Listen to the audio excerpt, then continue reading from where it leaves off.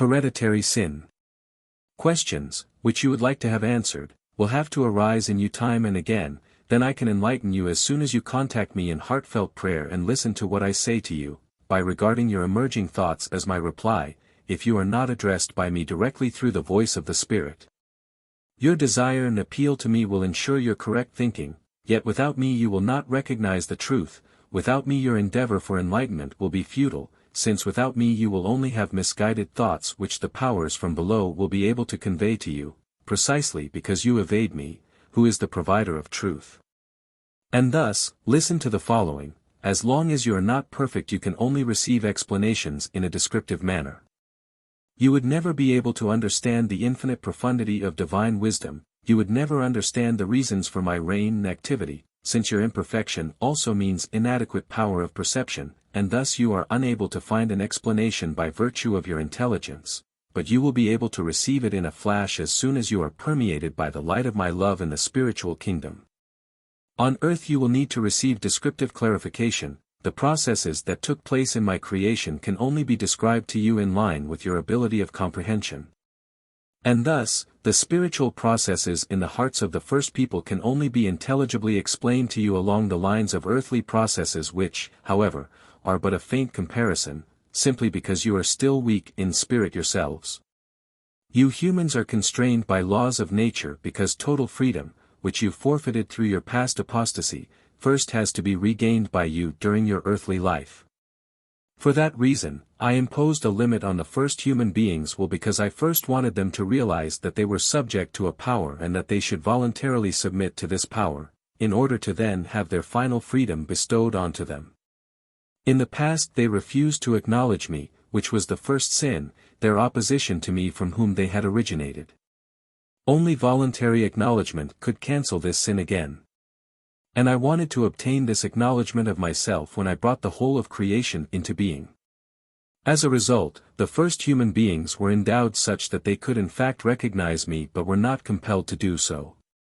And therefore, free will had to make a choice which, again, should be tested against temptation. People had to see something they desired, while a prohibition and an enticement at the same time had to prompt them into a decision of will, but, understandably, the enticement had to be linked to a promise, which they were then supposed to resist.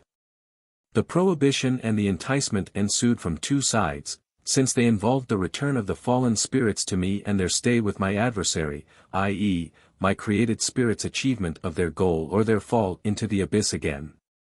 Consequently, the people had to have the desire within themselves and be offered the opportunity to satisfy this desire, or to overcome it for the sake of a far higher goal, for eternal bliss with me, which surpassed this earthly fulfillment of desire 1,000-fold. Since regaining the deserted spiritual beings was a battle between me and my adversary, he also had to have the opportunity to influence these beings' will, only that he feigned elusive values and elusive happiness so that people should forfeit true happiness and a blissful life in eternity. I knew of this temptation and therefore gave the first people a commandment with a simultaneous warning of eternal death. This warning should have sufficed in stifling every desire in the people in order not to die. And my adversary convinced them of the contrary, he promised them life. But they recognized me as the supreme power and yet followed the lie, and thereby brought death into the world. But what was it that made their desire so powerful that they succumbed to it? They lived a blissful life in paradise, they were masters over all created things, everything was subject to their will, and they felt happy in full possession of strength and power. And as long as this love was intended for me and the partner there was no danger either that the test of will would fail. But my adversary knew how to turn this love in the wrong direction. He reversed it into selfish love by making false promises to them and thus kindling their desire to obtain happiness for themselves. Their love became craving, selfish and low, and thereby they once again handed themselves over to the power of the one from whom they should and could have delivered themselves had they valued my commandment more than their desire. You humans ought to understand that the time for me to bless the first human couple had not yet come. Therefore, they became sinful, for nothing is sinful that fits in with my plan of creation, nothing can be a sin that happens in lawful order, and the process of procreation can never be against the order ordained by God. Yet the satisfaction of the senses without the will to bring forth life is no act of divine love, but it is selfish love kindled by my adversary which draws the human being down and totally submits him to his control. The first human beings had fallen victim to this wrong love, and this wrong love was the sin, which in turn related to the original sin of arrogance, which did not want to give itself but possess everything, which was the inheritance of its maker, but which has nothing in common with divine love. Divine love rests as a spark in your hearts and can ignite itself into brightest radiance. But my adversary's goal was and is to reverse this love, and he has succeeded in doing so. What was pure and divine became soiled and changed into a love of self, which no longer merits the concept of love, and can only be called lust, selfishness, and love of self, and which is also capable of doing whatever my adversary wants you to do.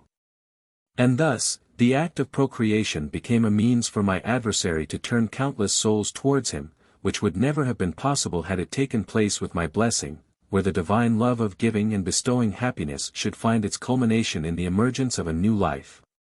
Hence the original sin consisted of the abandonment of pure divine love for the sake of impure selfish love. The divine spark in the human being was extinguished through satanic influence and replaced by a fire which destroyed everything that was noble and pure. The senses became aroused and were driven into utmost greed, which in no way corresponded to my act of creation, yet for the sake of my adversaries and my created being's freedom of will it was not prevented, since it is still up to the will of each individual person to resist this temptation by Satan. The original sin was therefore not the act of procreation but the voluntarily ignited wrong and sinful love induced by Satan. A happiness-giving act of creation in the divine sense was reduced to a game of unclean spirits. My adversary was permitted to take part in an act where I myself wanted to be present in people with my blessing in order to increase the pure, divine love in them, so that it should also flow into the then begotten beings. And thus, a new human generation would have arisen which would have found its way back to me in increasingly brighter light without suffering and pain, which would soon have liberated itself through love, because it had to recognize me myself where love shines forth. The first human beings could have passed this test of will, but since I was struggling with my adversary for the human souls, I could not prevent him from using means which would ensure his victory.